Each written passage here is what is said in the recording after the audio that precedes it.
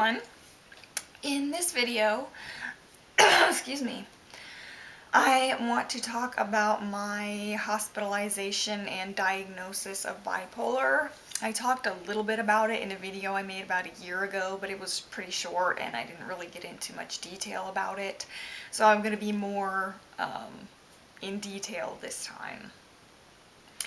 And basically, I had suspected for years that I probably had bipolar, but I never sought treatment because I did not want to be medicated, and I thought I'll just keep dealing with this on my own.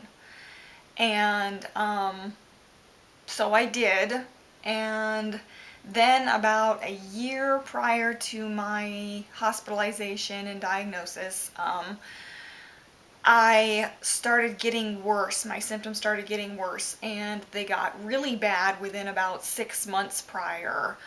I was like up and down every week. I was depressed, and then I was manic, and then I was depressed, and then I was manic, and sometimes it'd be a week, sometimes it'd be a few days, but I mean, I was constantly up and down, and it was more severe than it had ever been in the past.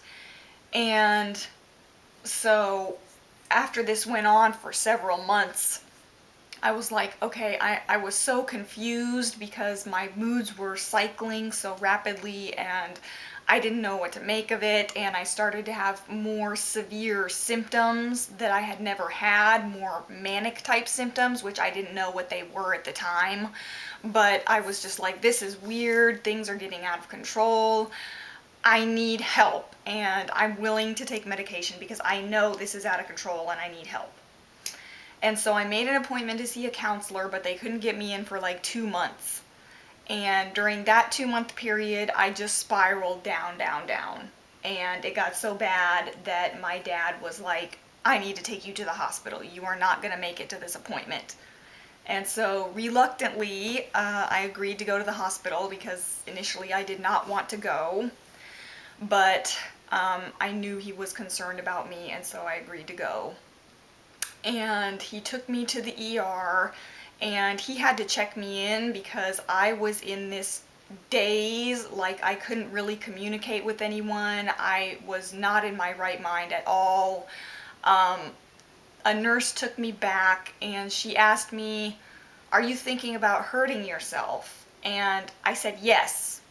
I don't know why I said yes. I guess because I had been thinking about cutting myself again, which I used to be a cutter when I was a teenager. I guess it didn't really occur to me that she was talking about suicide, which I was not suicidal at the time, but I guess that's what she thought I meant.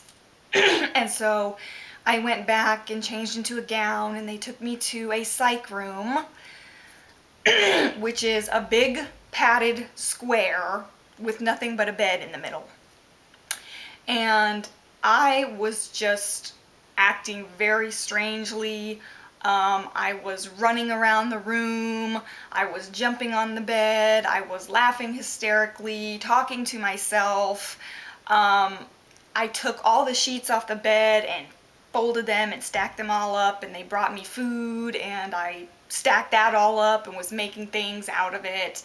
And I was very like agitated. I would pace and kind of pull my hair and scratch at myself, and then all of a sudden I would just kind of go limp, and I'd just lie on the bed and be in this kind of stupor where I was not really aware of stuff going on around me, and I was just kind of like laying there motionless. And then some time would go by, and I would jolt up again, and I would be running around and doing all of this strange stuff. And, you know, they had a camera in the room, so they were obviously watching everything that I was doing. And the doctor came back when I was laying on the bed in this, like, weird daze. And she actually had to pull me up off the bed because I could not get up off the bed myself. And she said something about me wanting to hurt myself, and I said, I used to cut myself. And she said, when was the last time you cut yourself? I said, 10 years ago. And so then she could tell that I was not in my right mind and that something was up, and she said, did somebody bring you here today? And I said, my dad. And she said, I'm going to go talk to him. So she obviously went out to the waiting room and talked to my dad, and I, flopped back over on the bed and just laid there.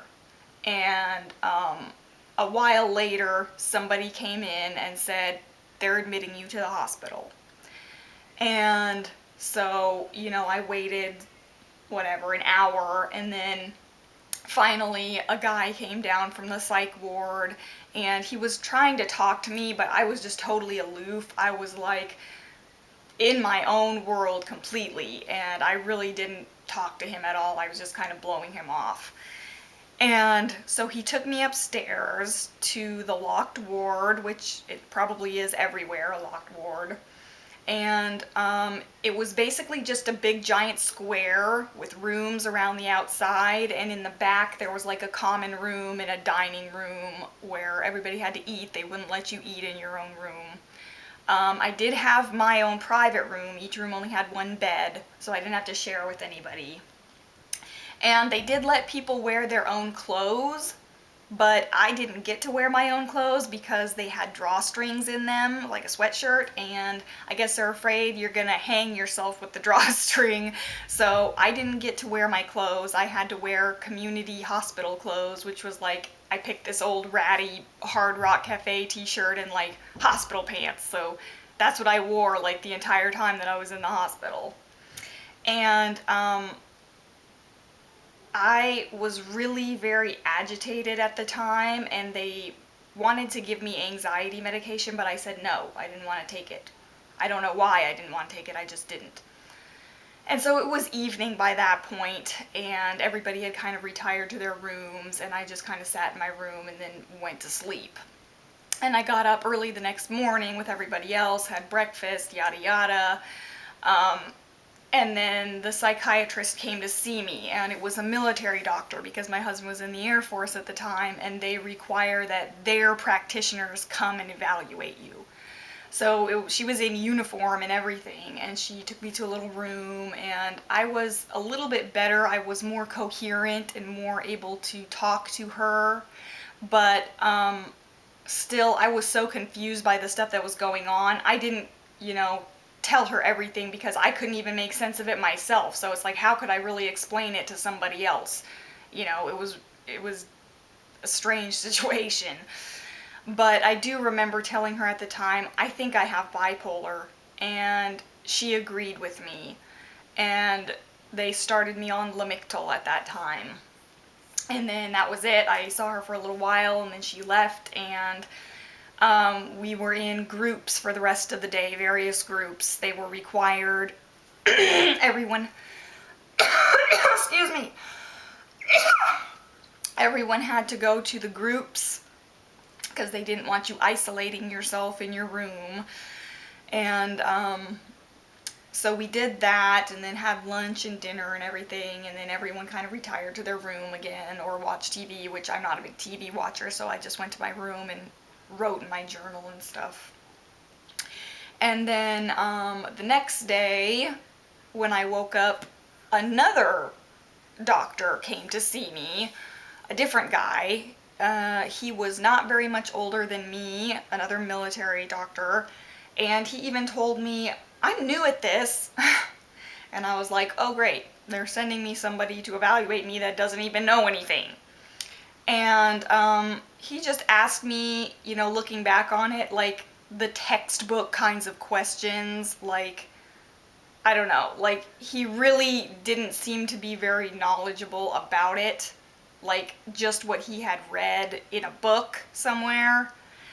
And he was very unprofessional. He kept being like, oh, that's all right, girl, or don't worry, sweetheart, and all this kinds of stuff. It made me so uncomfortable, like he was hitting on me almost, and it was just really weird, and I did not like him at all.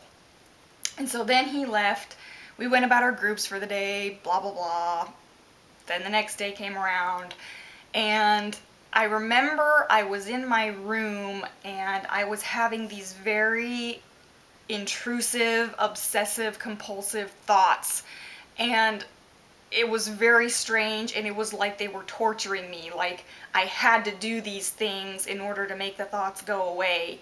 And I started crying because I could not make it stop and I didn't know what to do. And he just so happened to walk by while I was in my room crying, and he asked me what's wrong, and I was freaking out, and I was just like, I don't know what's going on. I feel weird in the brain, or I feel weird in the head, or something like that. And he said, oh, you're just having a panic attack. Oh, and I was so mad. I was like, I'm not having a panic attack. I know what a panic attack is. I'm not having one. But of course, that just made me seem even more irrational. So they gave me anxiety medication.